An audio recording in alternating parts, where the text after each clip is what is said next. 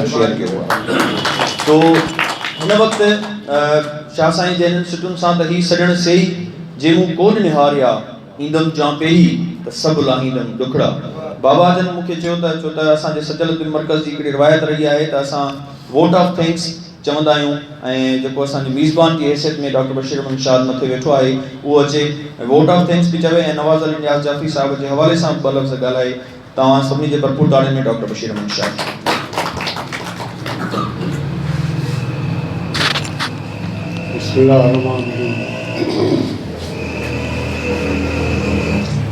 उस्ताद शुरा उम्दत शुरा केतिरा बि लक़ब ॾिजनि थोरा आहिनि।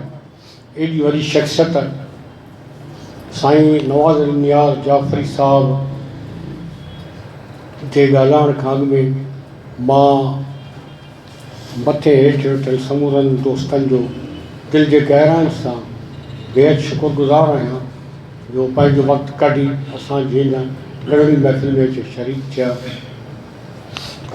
नवाज़ अली नियाज़ जाफ़री जी अज़मत उनजे इल्म अदब उनजे फ़न फ़िक्र ते दोस्तनि ॻाल्हायो ऐं तमामु घणो कुझु ॻाल्हायो पर उन ते अञा बि घणो कुझु ॻाल्हाए सघिजे थो।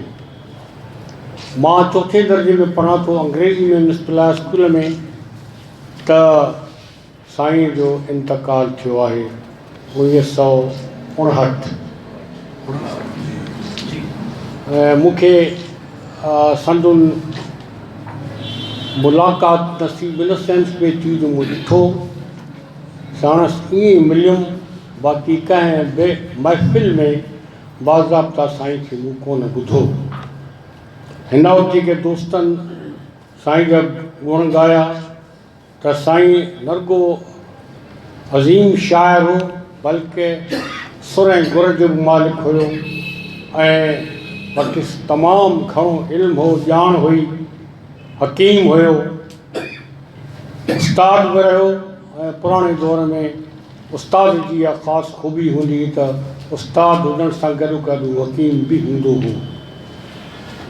इहो उहो दौरु आहे जॾहिं वॾनि वॾनि शाइरनि में वॾी चटाभेटी हलंदी हुई ऐं शेर जे फ़न ते फ़नी तौर ते फ़िक्री तौर ते बहस ऐं मुबाहिसा थींदा हुआ।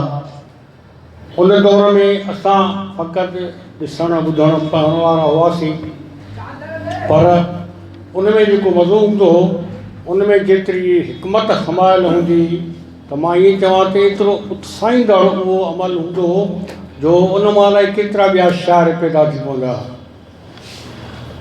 असां वटि जेके हिते वॾा प्रोग्राम थिया जंहिंमें त शौरा जे तरफ़ां 21 कॉन्फ्रेंसूं थियूं जिन मां कोई 7 या 8 कॉन्फ्रेंसूं फ़क़ति 10 कॉन्फ्रेंसूं लाड़काणे में थियूं आहिनि। इन मां तव्हां महसूसु कयो त लाड़काणो अदब जे हवाले सां केॾो न रिच रहियो आहे। मां खणी ईअं चवां त लाड़काणे खे अदीबनि जो आखेरो या शाइरनि जो आखेरो सॼो वियो इन करे ई त इन अमल खे हिते एॾे ज़ोर शोर सां जारी रखियो वियो। जेके नाला मोहम्मद अली खयां उहे साॻे नाला मां न दोहराईंदुमि पर उहे समूरा माण्हू एतिरा सरगर्म हूंदा हुआ जो हुते मुसलसल इहे प्रोग्राम थींदा हुआ ऐं उन्हनि प्रोग्रामनि में जेकी कुझु पढ़ियो वेंदो हो त ॿुधंदड़ तमामु घणो उन मां इज़ हासिलु करे वेंदा हुआ। साईं जो जेको कमाल आहे त उहो इहो आहे त हुन हर सन्फ़ ते शाइरी कई आहे।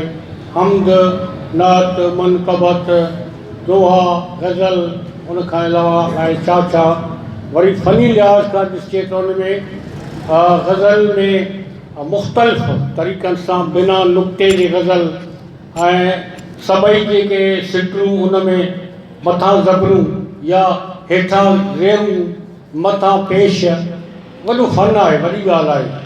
लफ़्ज़नि जो तकरार जीअं अमल जो शेर काण कंदे काण था काणूं कढूं कंजूं न त केरु काण केरु असी केरु कढे उंद काण असीं पाण उतामरा कढूं न कंहिंजी काण पर हिकु सुर आहे साजन काण था काणूं कढूं कंजूं।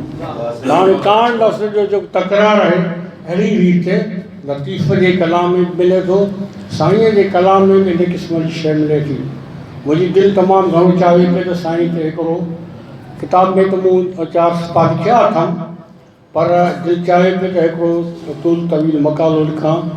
और डॉक्टर ॾे वञिबो आहे त दवा ॾियण खां पोइ पुछिबो आहे कि परहेज़ कहिड़ी कयां, पोइ चवंदा हुआ फलाणी बि शइ न खा, हे बि न खा, उहो बि न खा। मां कहिड़े डॉक्टर ॾे वयुमि जंहिंजो न पढ़ बि न लिख बि न, अजीब क़िस्म जी इहा पाबंदी आहे, पढ़ बि न लिख बि न, छो त तुंहिंजूं अखियूं जेके आहिनि हाणे तुंहिंजूं अहिड़ियूं रहिजियूं आहिनि जो तुंहिंजा पर्दा जेके आहिनि कमज़ोर थींदा था वञनि, हुन करे तव्हां वधि में वधि कोशिशि कयो।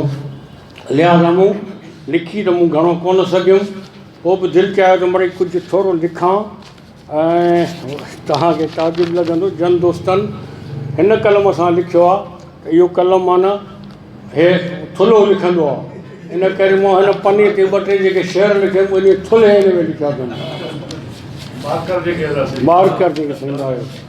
हाणे हिन मार्कर जे हवाले सां हिकु 2 शेर जो घुमे जेके साम्हूं आयो आहे मां उनखे पसंदि कयो। पसंदि त सभु हुया, पर मतिलबु त उन में ॾिसो त कहिड़ी फ़न आहे, छा आहे। साईं जो हिकिड़ो शेर जेको पढ़जी वियो, काबाए दिल मुंहिंजो ई तोखां सवाइ, काबाए दिल मुंहिंजो ई तोखां सवाइ, हे सनम वेरान थींदो छो वञे, काबाए दिल मुंहिंजो ई तोखां सवाइ, हे सनम वीरान थींदो छो वञे। ग़म सहण जी अहिड़ी आदत थी वई, ग़म सहण जी अहिड़ी आदत थी वई, दर्द बि दर्द जो दरमान थींदो। हीउ जेको साहिब पढ़ी वियो त इन में मूंखे तंज़ ऐं पंहिंजो मज़ाक़ नज़र आयो, उन करे मूं 2 सिटूं लिखी वरितियूं। पेंशन खां पोइ शायदि मूंखे अधु खाइणु खपे, पेंशन खां पोइ शायदि मूंखे अधु खाइणु खपे। हा, पेंशन खां पोइ शायदि मूंखे अधु खाइणु खपे, तंहिं करे क्यों रिज़्क़ मुंहिंजो कातिबे तक़दीर अधु। वरी अञा हिन जूं ॿियूं 2 सिटूं जंहिं में ॾिसो त केॾो सुहिणो हुस्न ख़्यालु आहे त को तसवर में ई दिलबर जे लबनि ते लब रखे, तसवर में ई दिलबर जे लबनि ते लब रखे, मां त सम्झां थो हुस्न जी लुटिजी वई जागीर अधु, हुस्न जी लुटिजी वई जागीर अधु।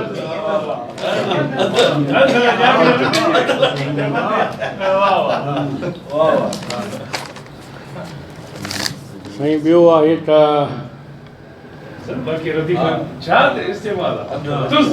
उन बुते महकश जी दिलि आहे मोए अंगूर सां, मोए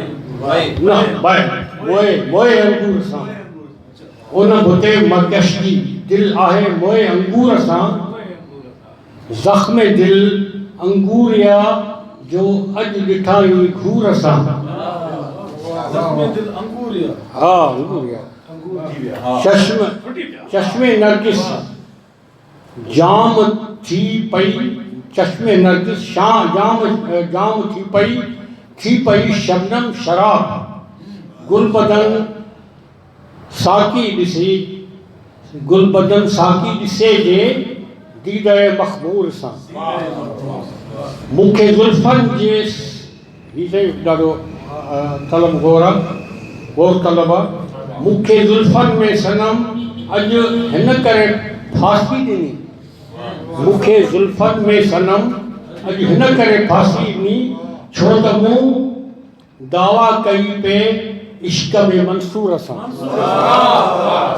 छो त मूं दावा कई पे इश्क में मंसूर सां। हिकिड़ी सनफ़ हूंदी आहे सुवाल जवाब, सनत सुवाल जवाब। अॼु ॾिसी दिलबर चयो तोखे अॻे ई ग़म न हो, अॼु ॾिठी दिलबर चयो तोखे अॻे ई ग़म न हो, मूं चयो हो ग़म मगर ही इश्क जो मातम न हो। अॼु ॾिसी दिलबर चयो तोखे अॻे ई गम न हो, मूं चयो हो गम मगर ही इश्क जो मातम न हो। कीअं न हो मातम?